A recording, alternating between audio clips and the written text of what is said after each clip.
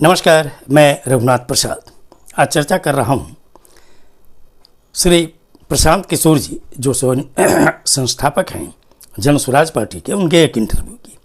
और ये इंटरव्यू उन्होंने दिया है एक चैनल को, नवभारत है टाइम्स चैनल, और उनकी जो एक प्रख्यात एंकर हैं नाविका कुमार, वो अपनी विचारधारा के लिए भी वैसे भी जानी जाती हैं कि वे किस तरह के सवाल करती हैं और किस तरह से एक पक्ष का बचाव करती हैं और एक पक्ष पर हमला करती हैं।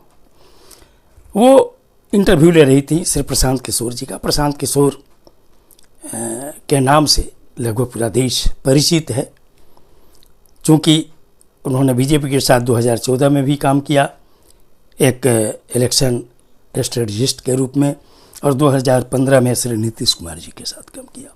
इसके बाद वो उन्होंने पश्चिम बंगाल के टीएमसी के साथ भी काम किया, सुश्री ममता बनर्जी की पार्टी के साथ, और भी कई राज्यों में उन्होंने काम किया। अब उन्होंने बजाबते एक पार्टी बना ली है जन स्वराज। उनके जो कार्य प्रणाली है उनकी, उससे ये स्पष्ट लगता है कि उनकी सबसे बड़ी उनका जो टारगेट है वो है श्री लालू जी और श्री नीतीश जी के पॉलिटिक्स के विरुद्ध।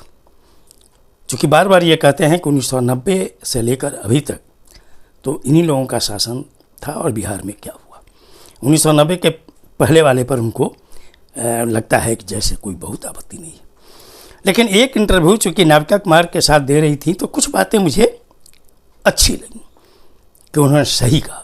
उन्होंने यह सच कहा कि कांग्रेस पार्टी के आज भी सर्वमान्य नेता श्री राहुल गांधी हैं, 2029 में भी रहेंगे और उसके बाद भी रहेंगे। उन्होंने कहा कि श्री नरेंद्र मोदी जी आज भी सर्वमान्य नेता हैं बीजेपी के, और 2029 तक वो रहेंगे ही। आम आदमी पार्टी के विषय में उन्होंने कहा कि मुझे नहीं लगता कि आम आदमी पार्टी टूटेगी। दिल्ली के हार के बाद भी श्री अरविंद केजरीवाल ही उनके सर्वमान्य नेता हैं और आगे भी रहेंगे।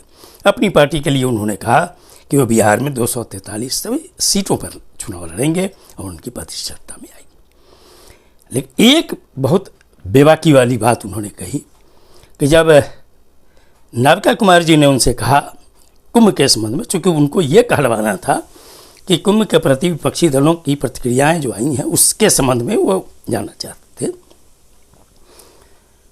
तो श्री प्रशांत किशोर जी ने कहा कि सवाल तो उठेगा, चूँकि अगर भगदड़ हुई संगम में या भगदड़ हुई दिल्ली में रेलवे स्टेशन पर, तो जो मृतकों की संख्या थी वो बतलाने में सरकार को बहुत समय लगा, तो व्यवस्था पर प्रश्न तो अपोजिशन उठाएगा।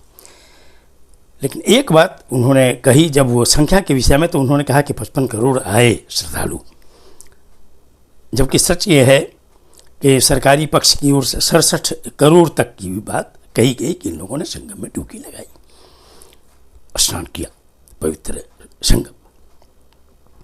इस पर श्री प्रशांत किशोर जी ने कहा कि संख्या क्या है, इसका सिंपल मैथमेटिकल कैलकुलेशन है कि प्रयागराज का क्षेत्रफल क्या है और एक आदमी को खड़े होने के लिए कितनी जगह चाहिए, तो उस जगह से क्षेत्रफल को भाग देकर निकाल लिया जाए कि एक आदमी को, माने यहाँ पर कुल एक दिन में कितने लोग प्रयागराज में रुक सकते हैं, और उसको कुंभ की पूरी अवधि से गुना कर दिया, मल्टीप्लाई कर दिया जाए।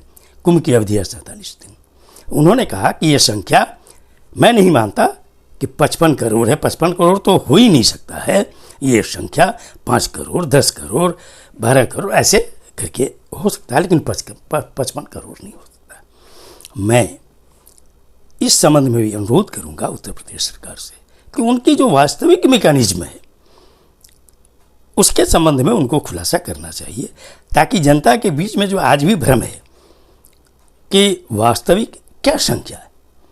अरे हजारों सालों से कुंभ स्नान होता है हर 12 वर्ष पर, तो असली चीज़ है कि जो श्रद्धालु जा रहे हैं उनके लिए व्यवस्था, अगर कोई भगदड़ हुई हो सकती है, भगदड़ हम कई बार हुई है, उनमें जाने भी जा सकती हैं, लेकिन सच को स्वीकार करना चाहिए।